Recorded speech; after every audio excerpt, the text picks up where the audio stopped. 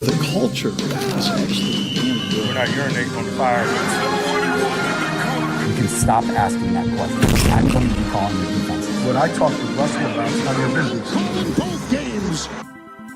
Perpetual reloading will continue until we all bow at the might of the Chiefs. As expected, many pieces have left for greener pastures thanks to the Super Bowl tax. May their ring be permanently dressed and their paydays be life-changing. Even with losing a lot of talent, Kansas City is still afforded luxury splashes to push for dynasty status. How about Jawan Taylor for $20 million a year? Charles Amenahu for the defensive line? They will be welcomed in Title Defense 2.0. Bigger, stronger, and faster. Good luck in that pursuit. It should be plenty fruitful with the core you have in tow. Except for you, Frank Clark. You've been cut. With the 31st pick of the 2023 NFL Draft, the Kansas City Chiefs select Felix Enrique Uzama, defensive end, Kansas State. We interrupt this rambling for yet another victory lap of the Super Bowl champs. Chiefs, meet your replacement for the disappointing Frank Clark. And at a much cheaper cap hit as well. To defend your title, it's simply plug and play with the next man up. That's what FAU is going to be at Kansas City from this point forward. Nothing else to say about the first round of the draft. It was so prolonged that they showed Will Levis in the green room about 500 times that night. Besides him, an exciting time for us all. And the only thing you can do is speculate until the games are played. Debate and grade all you want, but it's going to be a bit before you can assess these picks properly. It's how it's always been and always will be. Super Bowl run back is always fancied by those that tasted its glory. The Chiefs tried for it once a few seasons ago, but were undone in their attempt. Last year showed us that without Tyreek Hill, not much changed. New pieces were picked up off the ground to replace his production. But this time around, it might be a tad tougher. Chris Jones is in the final year of his contract, and he wants paid. Kansas City and Jones haven't come close to anything resembling agreement. And he's currently in his own Le'Veon-style exodus from the team. He says he'll be back by week 8, but let's be real, Le'Veon said the same shit during his holdout. So the defense is probably going to give up 28 points per game instead of 21. Their matchups are going to be incredible shootouts that make the unbelievable seem boring. Kansas City will keep winning as a result. At least until Mahomes wants another raise. In the AFC East, regardless of competition, the Bills are still the best in class in my opinion. AFC North, barring more injury to Joe Burrow, Cincy takes it with their elite offense. The AFC South, it's Jacksonville's to lose. They have to win it by default, right? Although we did say that about Tennessee last year. And the AFC West is a Kansas City affair. As usual. Wild cards, though, they're really hard to gauge. Pick them out of a hat, I guess.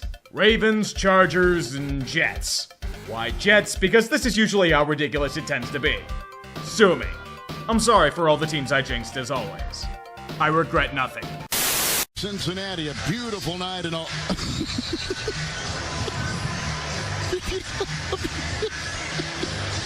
Excuse me? A beautiful night in Cincinnati. Tonight's first half highlights. The back-to-back title push will commence in the deafening confines of Arrowhead, as Chris Jones lounges in a suite desiring more payment. And Travis Kelce's out with a hyperextended knee. Who gives a shit, we all say? They have Mahomes! Detroit's tough and Dan Campbell has cojones the size of cantaloupe, but there'll be no catches tonight. The Chiefs took that literally. Kadarius Toney was such ass that he single-handedly thrust the Lions right into the damn game. Throwing a guy who hasn't practiced in weeks into the fire, what a great idea. Kansas City has what we call the Week 1 rust. Detroit was the better team here, let's not deny that, but that's mainly because the Chiefs kept cutting their own legs off. Doesn't matter though, Kansas City is the final drive and they're only down by 1. Mahomes is just gonna bullshit out another victory like he usually does. Plenty of time, looking in the middle, dropped again! Tony, you've had more drops than your fucking rap album tonight. Giants fans are celebrating your failure like it's another Super Bowl. The Chiefs jumped out like Jawan Taylor pre-snap and they're forced to go for it on a 4th and 25. And failed that because Sky Moore also can't catch. To think Kelce was more missed than Jones. Patented self-destruction and Detroit has legitimate hope. God, I love football. Good news, Chiefs fans. Chris Jones and the team have come to agreement on a new contract. With how the defensive trench was getting overrun, it's needed salvation. The terms are such. Wait a minute, this seriously can't be it. A 1-year deal with incentives? Kansas City didn't even forgive the fines from his holdout. Could probably get the big deal he wants in the offseason, but alright, the Chiefs will probably just chuck the tag on him. Jones's gamble got him the equivalent of a bread maker and a used $25 gift card to Bennigan's. Word of advice, Chris, fire your agents. They gave you some of the shittiest advice possible. I bet next they'll tell you to invest in specs and timeshares. If you were to ask me which game would be the lowest scoring affair of the week, I doubt anyone would have said Kansas City against Jacksonville. As is always said, truth is stranger than fiction. It could be because Chris Jones is back. It could be because the Jags defense is a sturdy unit. It could be because Jawan Taylor lost his greatest superpower. I don't know what was in the air in Duval, but it was an incredibly messy game for both offenses. It wasn't like the Jags didn't have chances, they couldn't do anything. Stymied on so many angles. Even when they get down to the goal line, they get stuffed. The Chiefs still had plenty of struggles on offense without Eric Bieniemy, but their defense held their own. Or perhaps it's just because Calvin Ridley couldn't keep both feet in the end zone. Yeah, it was that kind of game for Jacksonville. Kansas City escapes. I call it as pretty as a burning pile of sludge, but you do what you have to do to win. That's always the goal. Do you know how to make sure you keep winning? By ensuring that Patrick Mahomes stays at the top of the payday food chain. His once record-shattering deal is so 2020. The market's been reset by men like Hurts and Burrow. The Chiefs have to keep up with the Joneses, and that means they have to pay the ultimate Patrick price. A restructure to make him even richer than before. His mega deal squeezed into 4 years with $210 million fully guaranteed. A record for a 4-year deal. See, isn't that nice and painless, Kansas City? We'll see you in 2026 for another record-shattering deal. Everything's gone to complete shit, but perhaps things will be better as you're playing the Chiefs. There isn't a fool's chance in hell that I'm gonna believe you'll make this competitive. Don't waste my time, just go. Get out. Step off to the side and let the real teams take center stage. Fox will just show Taylor Swift in the press box for a half before switching away to a different game. There's no point in saying how shit you are because that would involve effort. You boys aren't worth it. Nuke the team like Bears fans want and ruin a new generation of prospects. Justin Fields isn't good, but I feel for that guy. He never had a chance in this shithole. Who's ready for Taylor Swift? Are you sick of her yet? Too bad they'll be adding a T-Swizzle cam next week. There's also a football game happening as well, but this is the Chiefs. They'll run out to an early 17-0 lead. This is when the NFL has a big brain moment. The Swifties watching can't see another meaningless blowout. Ref ball must take center stage in all facets. Begin the nudging. This offensive holding that started out of the end zone is now a safety. This is supposed to be a horse collar on the defense? He doesn't even touch the pads. They missed a blatant offensive face mask penalty. This is true gamesmanship. Not to mention the scriptwriters allowed Zach Wilson to not be total booty cheeks. He actually looks pretty good. Crazy to think. Before you know it, the game is tied. Thank you, Patrick Mahomes, for being sloppy as all hell. Now they just need to make sure the Swifties get a happy ending. Did you seriously believe they'd let the Jets win? They'll let the players ad-lib for a bit first. Kansas City takes the lead in the field goal, and Zach Wilson makes the first real flub of his game with a botched snap.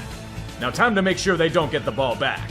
Oh, look over there, a big scramble by Patrick Mahomes on a 3rd and 22 while missing blatant offensive holding on the play. Another 3rd and long for the Chiefs. He threw another bad interception? We can't let that happen. This is defensive holding. This is borderline bullshit. He didn't even throw the flag until the pick was made. For the Swifties watching, this is the golden rule of the NFL. When in doubt, ref ball reigns supreme overall. Robert Saleh can have a conniption on the sidelines all he wants, but he can't comprehend the expert game manipulation on display here. Keep it close and let the team the new fans want to see win. You couldn't write a better script. Except if you wanted any sort of game integrity. I don't know what to make of Kansas City. Are they the world beaters they show against the likes of Chicago? Or are they merely dancing through the raindrops as they've been showing most weeks?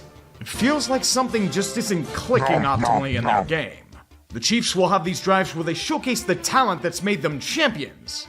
And then they'll just sputter and let their opponents claw back into matchups. Being fooled by fake punts to being chipped away by Jordan Addison to fall behind by 3. Even worse, Travis Kelce suffered injury and you have no idea if he'll be back. Here's the frustrating part. The Chiefs snap out of it and start to play quality football, driving down the field slowly but surely to retake the lead. And they would not relinquish it. Even Mr. Pfizer himself comes back and scores a touchdown to take a 14-point lead.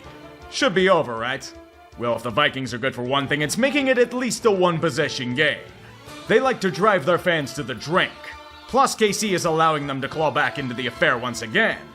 They're near the red zone now, and 4th down is upon us. The deep ball is incomplete, but there are blatant defensive penalties on the play. Show me the flag! There is no foul for pass interference. No flag? Really? If that isn't Minnesota in a nutshell, I don't know what is. Sorry kids, all you can do is accuse the league of rigging the game, even though the Chiefs are penalized to all hell. We know it's a hollow reward. Their season's going downhill in a hurry. 1-4 with every loss by just one possession. I expected regression from them this year, but like this? If this keeps up, both Cousins and Justin Jefferson may be out in the offseason. For differing reasons. Broncos country, let's ride. Standard torture has not been effective in extracting the maximum amount of pain from your pathetic bodies. Your punishment must be amplified. A throwback to last year against the Chiefs will be the next round of torture. That terrible defense of yours this season will return to their great form once again. Kansas City's struggling offense will continue to struggle as it fails to gain separation and traction. Bafflingly fake field goals? You bet. They'll do everything in their power to get Denver a win tonight, yet there's a catch. This is a throwback to last season. The Broncos offense will return to how insanely shit they were then as well. Did I really say Russell Wilson was fixed? That may have been a lie, especially with how the Chiefs defense is clamping down on him. Only 55 yards of passing in 3 quarters? Are you trying to be this shit, Russ? He's cooking so well tonight you may as well call him Typhoid Mary. Denver, the only thing getting burned is you, as Jerry Jeudy is a useless fuck and Frank Clark played 2 subpar games as he robs you blind. Kansas City was sluggish offensively, but they did enough to win their 16th straight game against these sad fucks. Remember the golden rule. The ride never ends. It only spins faster and faster until you black out from the G-force. There's a reason why people keep thinking that one fan ESPN kept showing last week was a plant.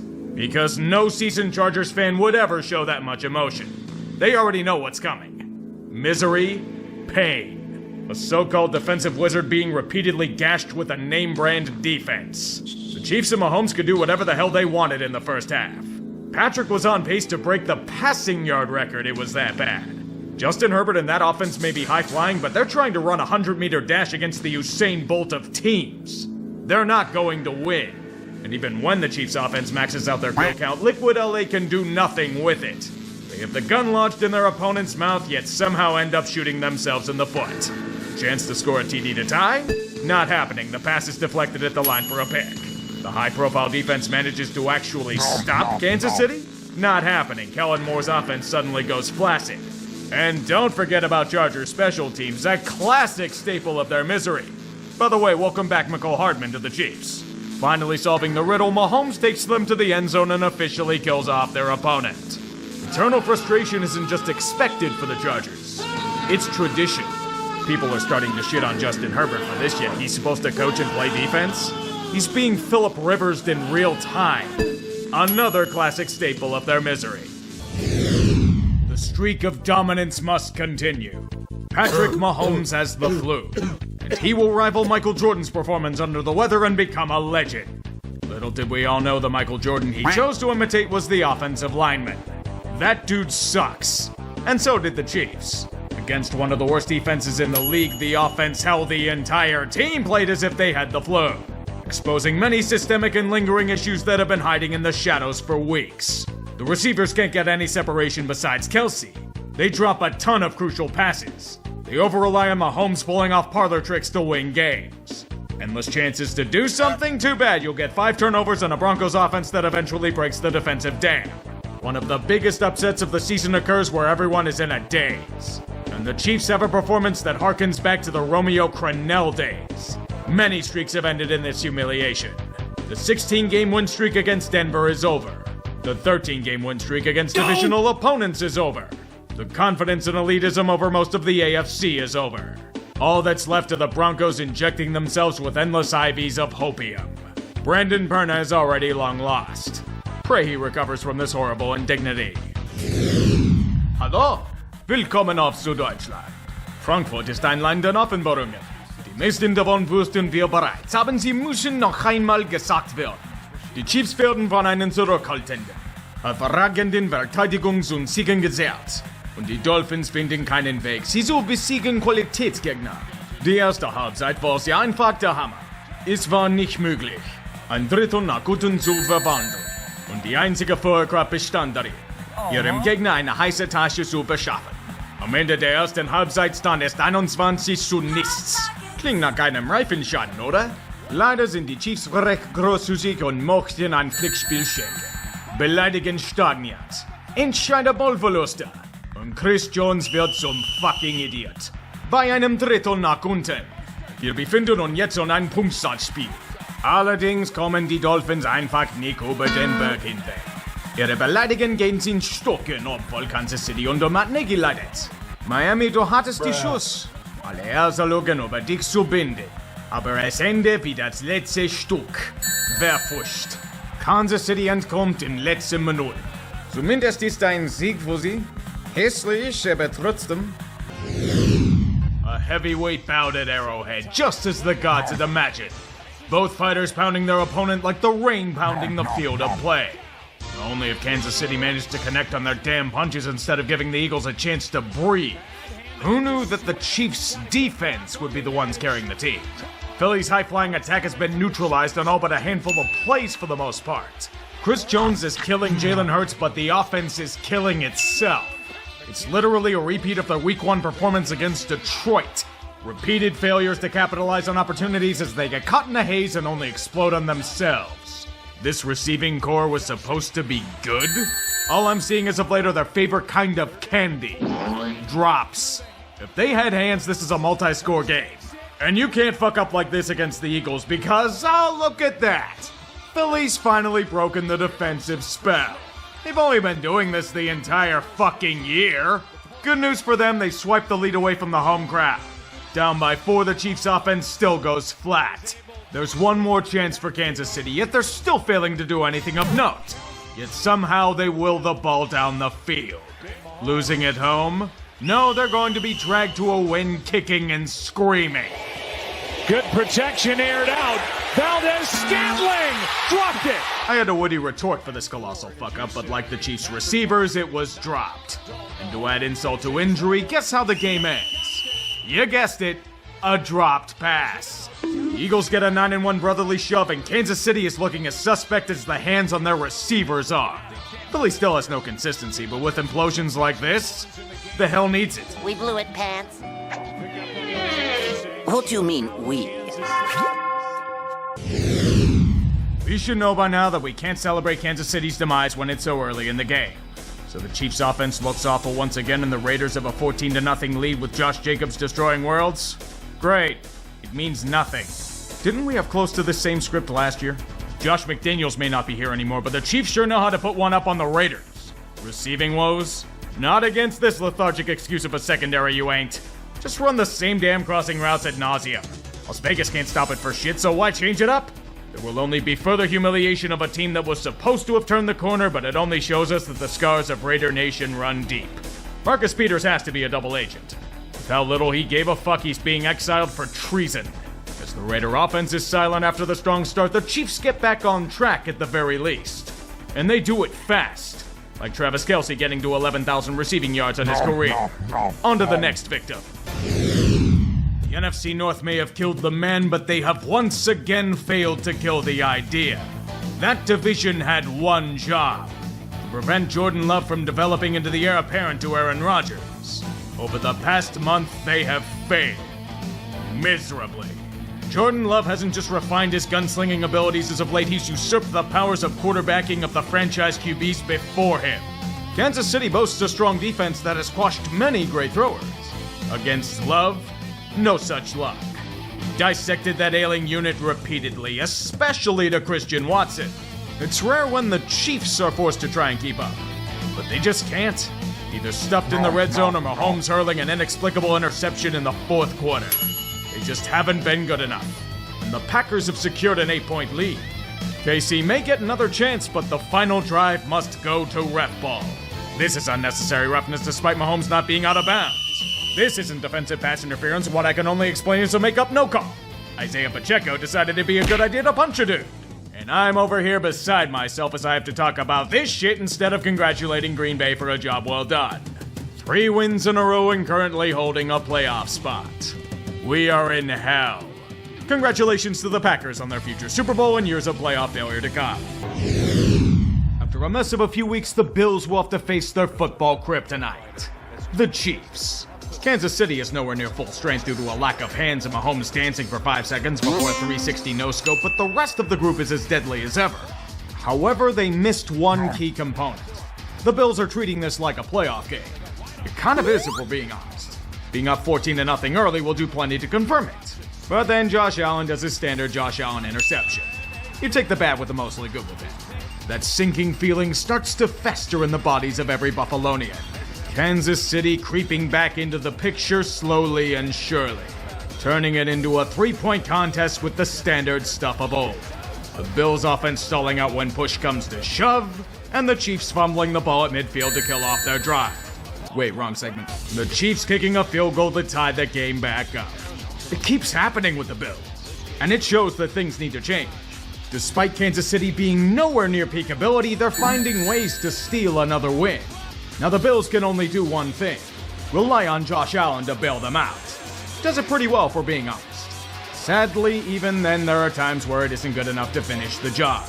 Buffalo's forced to kick a field goal. It feels inevitable. Always the bridesmaid, never the bride. KC's doing the thing again. Just put them out of their misery. This is so predictable. There's a flag down at the line of scrimmage as the pass is to an open Travis Kelce, who flings it back over to Tony. My goodness, this is going for a touchdown! Darius Toney really loves ruining the Chiefs' ambitions, doesn't he? You'd think for all the smack he's been talking to Giants fans, he'd want to back up his claims. This is merely offsides. Dude's so far past the line, he's in fucking Kansas. Good going, dumbass. You just cost your team the game again. And he's more than earned himself a co-share of Lolcow of the Week. Do you know how hard that was to do in this stretch? Patrick Mahomes wants heads delivered to him on a spike. Spoiler alert, it's not the refs he should be after. If I'm a Chiefs wide receiver, I'm running for my damn life and living under an assumed name. Their stone hands and brains have allowed the Bills to save their season in a situation they've never won in before. We're seeing a team melt down in real time. The bitching and moaning continues into the night for a blatantly obvious penalty that nearly everyone agrees was justified. Even the ref secretariat was in Colorado. Their ascension to the new Patriots of the NFL is complete. We need some Camembert or Roquefort to go with this vintage wine. The Chiefs, like their receivers' hands, are suspect as all hell, but we won't get a real gauge on them until January. To call their schedule soft to end the year would be an insult to Charmin. All Kansas City can do is take what's in front of them and smash it to pieces. Who knows, maybe they'll simply throw everything to Rashee Rice. He's the only receiver that's somewhat dependable right now. As we got a rare Clyde Edwards-Helaire sighting, it never felt like a contest. You say the Patriots are keeping it close at half, but they're no true threat. It's because any fumble they recover will be undone by a defensive holding penalty. When in doubt, remember Bailey Zappi has at least one really bad interception he throws a game. Hey, dude's gotta hit his quotas. Kansas City didn't even look to be world-beating. Hell, Kadarius Toney was talking shit about the refs for his obvious fuck-up last week, yet is repeatedly fucking the ball like it's his girl. The Chiefs don't deserve anything, but there's somehow a chance they end up with the number 1 seed. I swear to God, if that happens after all the shit they pulled this year... Oh my God! Chiefs! I figured you were ripe to be upended in the wildcard round, but to pull this off? I'm impressed. A team that's supposed to thrive on their offense turned into Matt Nagy with the fucking Bears. Nearly every single thing that could go wrong for Kansas City not only went so, it blew up in their faces in unbelievably spectacular fashion. It was a comedy show disguised as a football game. Nickelodeon should have just added an arsenal of sound effects and called it a day. The game was lost on 2 offensive fuck-ups, 7 seconds apart.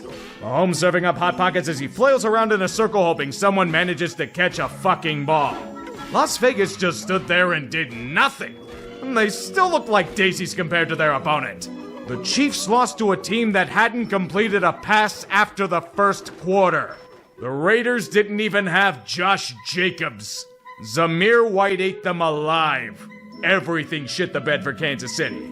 Even the training tables buckled under the pressure. A prime holiday shit show reminds me of Ralphie with the BB gun. Shooting your eye out for lol cow of the week. Nearing the end of the NFL season and nearly every team is complete shit and I'm losing my damn mind. We'll see you in January, Kansas City. Much anticipated rematch of the AFC Championship game has lost a lot of its luster. Cincy season has been lost due to Joe burrowing away for winter. The Chiefs are just dropping everything in sight. Hands of stone or a failing heart. Pick your poison. Despite what the Bengals try to do, they are cursed by the hallowed grounds of Burrowhead. With a 10-point lead in the second quarter and all the chances in the world, the offense just goes flat. No pulse. Dead in every sense of the word. Kansas City's offense is a total fucking mess, but it doesn't matter when their defense is destroying worlds. Especially near the goal line.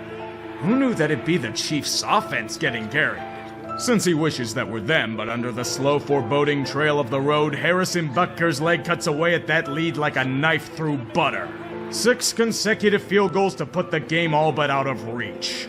An 8-point lead feels insurmountable, and their final drive all but proves it. Jake Browning's a nice story, but he isn't Joe Burrow. To be fair, I don't know if Burrow would have helped here. As their offensive line reverts back to 2020 form, their season sacked in the process. Like all ambitions, the Bengals season falls to waste. Kansas City can't get much worse than their shitty performances recently, but with the division already secure, no point in playing most of the starters. Season's already wonky as hell, so why not enjoy an encore appearance of Blaine fucking Gabbert as he goes up against Easton Stick? The matchup no one's been dying to see this season. This game will end up like that final scene in Raiders of the Lost Ark. Packed away in a box buried in a warehouse never to be found again. Did anyone pay attention to this game? Perhaps they simply tuned out after peak charging happened near the goal line. For a 97-yard scoop and score by KC.